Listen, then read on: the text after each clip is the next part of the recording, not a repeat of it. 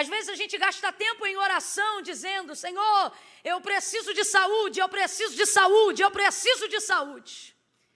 E não é que você não precise de saúde, mas às vezes a gente pede e não recebe porque pede mal. E se a gente pedir de acordo com a palavra, tudo que a gente pedir vai estar de acordo com a vontade de Deus. E tudo que você pedir que estiver de acordo com a vontade de Deus, disse Jesus, se pedirdes ao Pai em meu nome, Ele não diz eu vou pensar.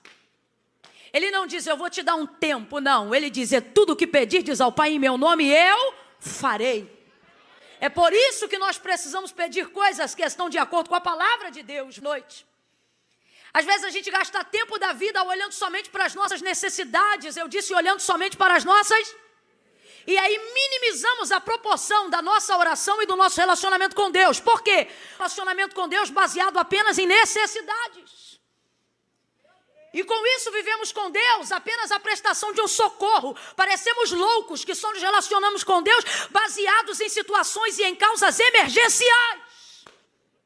Lâmpada para os meus pés e luz para o meu caminho, disse Davi, é a sua. Como purificará o jovem o seu caminho, observando conforme a sua?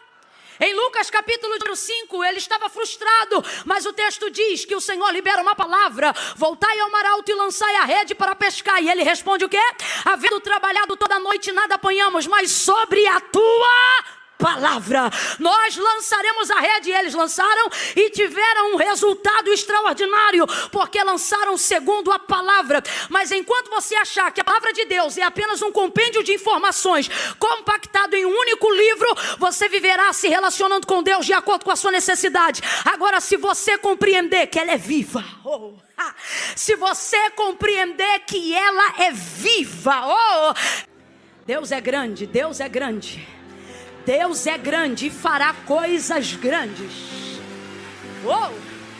Você não vai caminhar de acordo com os seus sentimentos. Você vai caminhar de acordo com o que a palavra de Deus te diz. Ele falou comigo: eu trouxe aqui neste lugar pessoas que precisam ter a sua visão amplificada.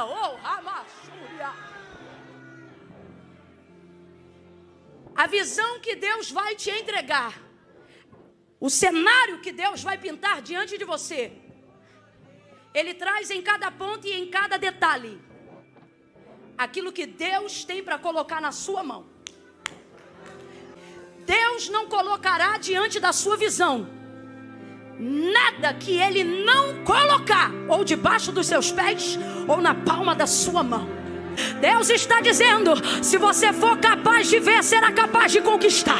Se você for capaz de ver, será capaz de tomar posse. Se você for capaz de imaginar do lado de dentro, eu te darei capacidade para construir do lado de fora. Se você acreditar do lado de dentro, eu vou projetar do lado de fora. Glória a Deus. Diga para os dois aí: se couber na sua visão, Deus coloca na sua mão.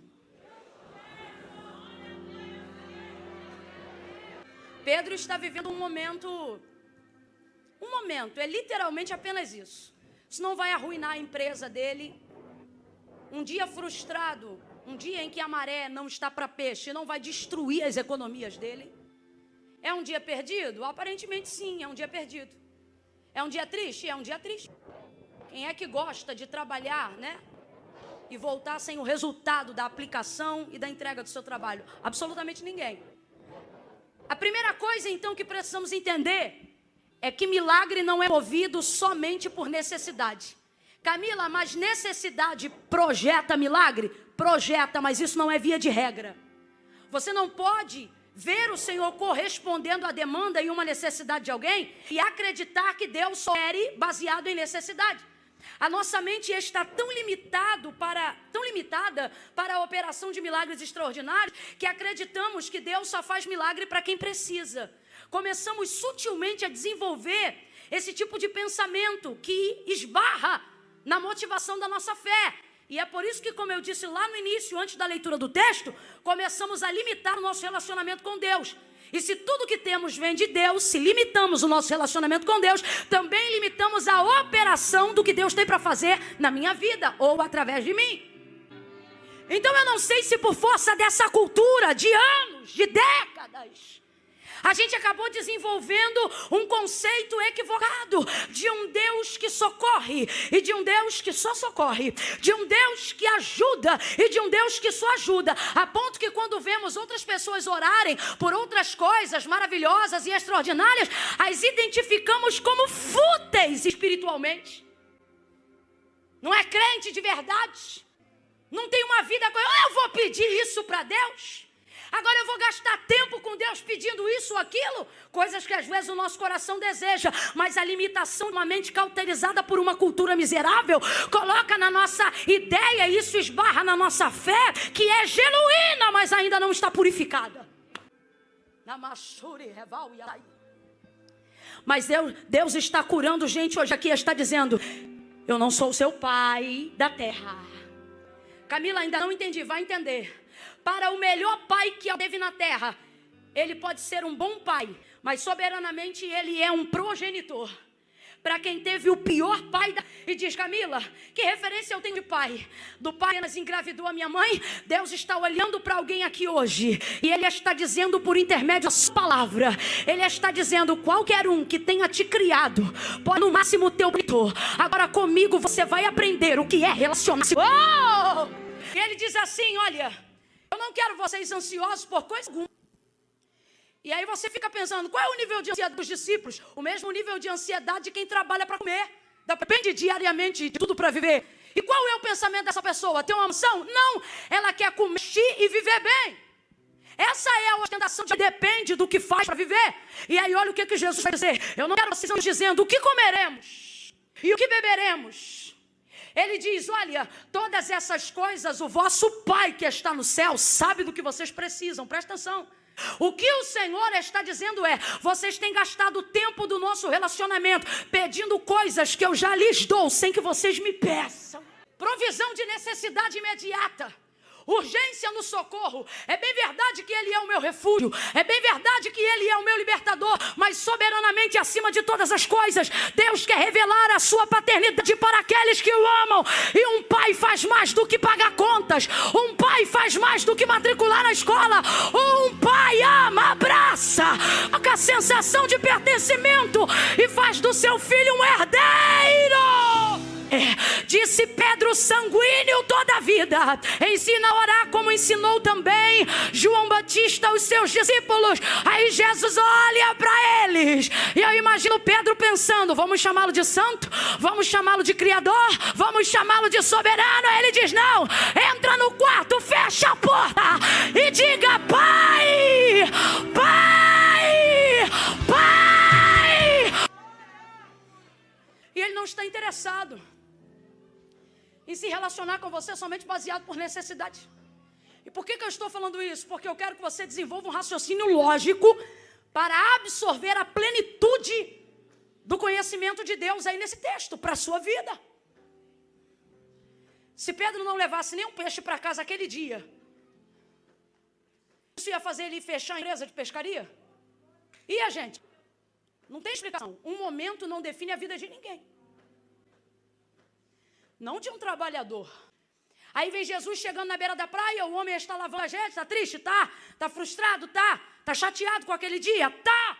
Mas a motivação de Jesus para a operação do milagre da pesca maravilhosa, veja, a epígrafe, que é o texto em negrito, a parte de cima, da maioria das bíblias que tem a epígrafe, o texto em negrito, vai estar escrito no mínimo assim: a pesca maravilhosa. Porque eu não posso caminhar sobre a ideia de que necessidade é o que move milagre. Eu vou contar de 1 a 3 e você vai dizer: milagre não é para quem precisa. Não, Camila, não. É para quem então? É para quem espera. É para quem deseja. É para quem cria expectativa. É para quem almeja. Electo. Você vai começar a dizer: se Deus é bom, por que minha mãe está assim? Se Deus é justo, por que meu amigo é viciado? Se Deus pode todas as coisas. Mas a regra não é necessidade. Milagre não é para quem precisa. Se não gravar nada do que eu estou a dizer nesse tempo de 1 hora, grave isto: milagre não é para quem precisa. O que move a soberana mão de Deus para realizar milagre é a consciência de que Ele vai fazer algo nele, por Ele e para a glória de seu nome. Então, para algo na minha vida, a minha vida tem que ser nele, por Ele, por causa dele. Isso trará de Deus a sua mão favorável para a minha vida. Porque o meu Deus, segundo as suas, lá atrás o pessoal não falou, segundo as suas, suprirá todas as minhas ou as nossas necessidades. Então vamos aplicar o texto como ele está escrito. Ao invés de dizer, Deus vai suprir minhas necessidades, Deus está dizendo que vai me abundar, tanto em riquezas, que vai acabar com todas as minhas. Não. Se está entendendo, bate palma sem reme-reme. Mistura as palmas com glória a Deus e aleluia. Deus trouxe gente hoje aqui para dizer: você não tem mais necessidades do que eu tenho riqueza. As minhas riquezas vão corresponder às suas necessidades e vão suprir as suas expectativas. Então não espere apenas o pagamento de contas, não espere apenas o suprimento de arroz e feijão. Deus trouxe gente hoje aqui para dizer como José: me conta os seus sonhos. Me fala dos seus desejos, das suas expectativas. Me fala o que você espera.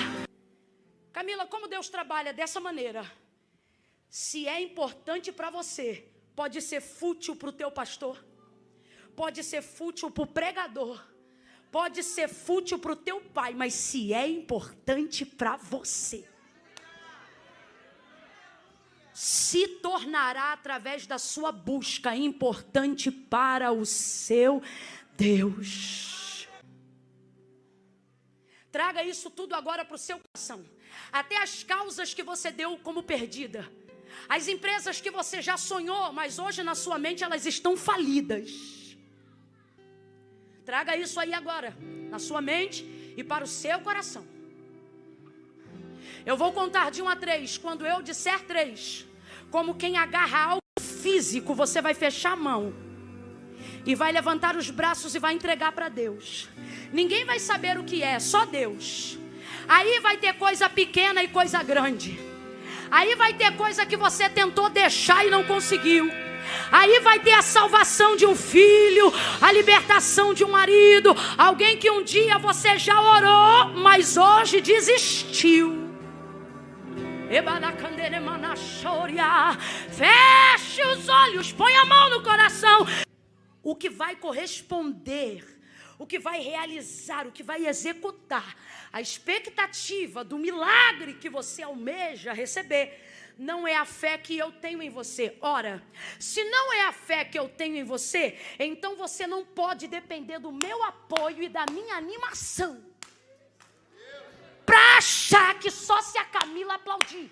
Deus está dizendo: eu não dependo da fé da pregadora, não dependo da fé do pastor para fazer o milagre que você almeja. Eu não dependo da fé que alguém tem em você.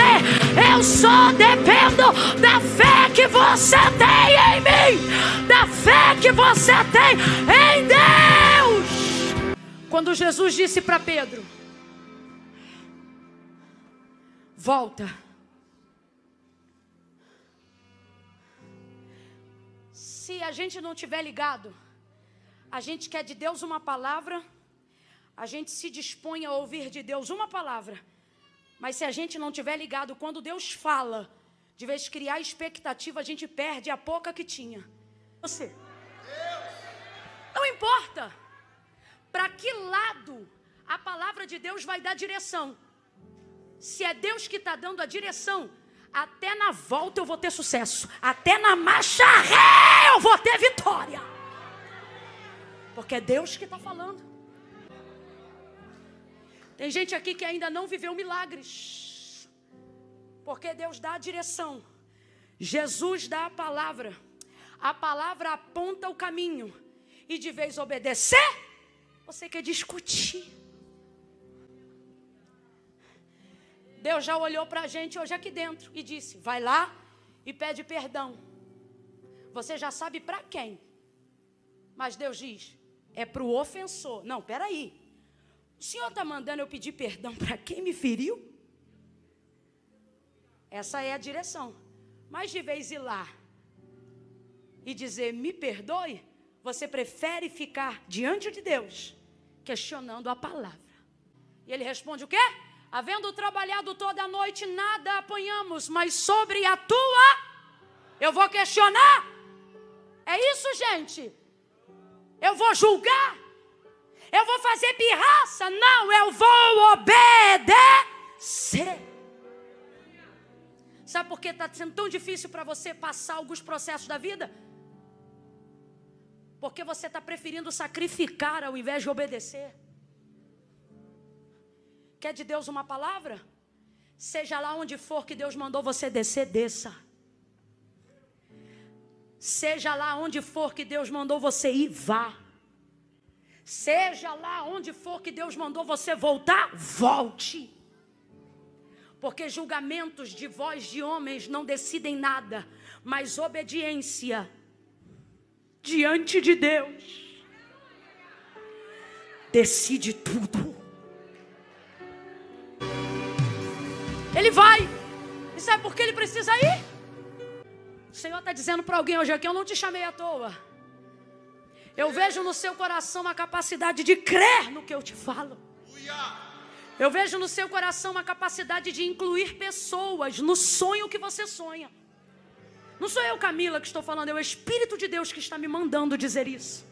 Eu sei que você tem capacidade de sonhar ter mais dinheiro, não para arrotar dólar, mas para dizer, vou botar caixa d'água na casa da minha avó, piso na casa da minha mãe, vou dar um carro para o meu pai, vou dar um dízimo que vai ajudar na obra da igreja. Deus está dizendo, eu escolhi o seu barco, preguei de dentro do seu barco. Só não esqueça que quando eu cheguei nessa praia, eu não vi só o seu barco, eu vi quantos barcos? Sabe por que está na hora de você obedecer o que Deus está mandando você fazer? Porque você não tem noção da quantidade de pessoas que está no raio de alcance do milagre que Deus vai operar na sua vida. Ele vai ao mar alto, lança a rede. Quando ele lança a rede, pesa. Ele tenta puxar, olha para quem está do teu lado e diga, não insiste. Ele vai entender, é profético isso aqui, eu já explico. Diga, não insiste. Fala como quem está injuriado, diga, não insiste. Não insiste o quê? Não insista em puxar sozinho. Não é porque a palavra está sobre o seu barco que Jesus viu só o seu barco. O outro barco também foi para o mar. Sabe por que ele foi para o mar? Porque o barco que Jesus entrou era de Pedro. Mas a palavra ele não liberou só para Pedro, não. Se você for ver, você vai ver no texto que no final tem plural. Ele diz assim, voltai. Está falando com Pedro, sim ou não? Mas quando ele libera a palavra, porque a ordem pode ser para um só, mas a palavra é para todo que crê. A palavra é para todo que crê. Você vai ver no texto, ele diz, lançai as vossas. Mas enquanto você mantém a ideia de que tudo é só sobre você, tem gente deixando de receber o que Deus quer que eles recebam só porque você não admite ser o canal. Vai ver, Deus escolheu você pela tua estrutura. Vai ver, Deus escolheu você porque você realmente tem capacidade devocional maior do que outras pessoas. Mas isso não significa que Deus esteja disposto a abençoar só você. Para de vir para cá e dizer, Deus tem uma obra na minha vida, como se você não tivesse família. Ah, mas na minha casa só eu sou crente, ótimo. É o único ponto de contato que Deus precisa para manifestar salvação para a casa inteira. Vai para o alto mar, joga a rede, quando ele puxa, começa a rasgar. E ele não para de puxar. O problema é que está muito pesado. Por quê? Porque é muita coisa para caber num barco só. Jesus não vai produzir um milagre que não corresponda com a sua visão. E qual é a visão? Quando ele chegou à beira da praia, ele viu quantos barcos? Tudo que Jesus vai fazer do lado de fora é a representação daquilo que ele já viu quando chegou. Aí você diz, Deus, como é que faz? Você vai vendo a rede rasgando, a saúde indo embora, a vida corrida, e você diz, meu Deus, não vai dar. Senhor, o corpo está morto, mas a alma diz assim, me dá saúde, que eu vou viver até o fim. Eu vou viver tudo. Como dizia Miles Monroe, eu não vou morrer cheia, eu vou morrer vazia, porque eu vou ter certeza que eu deixei. Eu fiz tudo que eu tinha para